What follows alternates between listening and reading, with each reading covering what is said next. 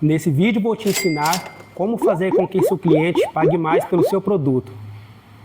Muitas pessoas, empreendedores, artesãos ou até mesmo hobbyistas reclamam que seus produtos não são valorizados pelas pessoas, não é mesmo?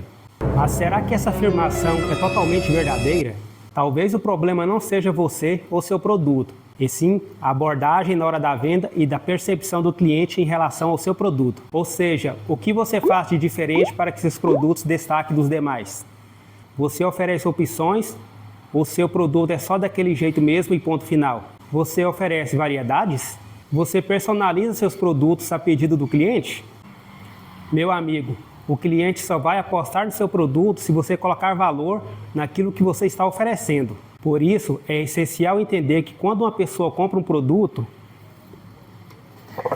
não é só o produto em si, mas valores, satisfação e experiência.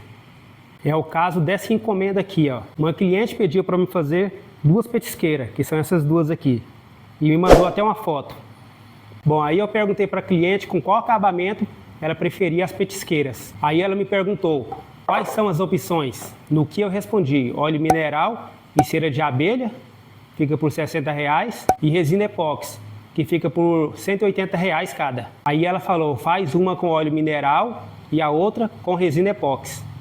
Entende que se eu não desse opções, o valor das duas sairia por R$120, e dando opções, o valor triplicou, pulou de R$60 para R$180. Bom, amigos, eu vou deixar o vídeo para vocês verem como foi feito esse belo trabalho. E lembre-se, ofereça para seu cliente experiência e satisfação.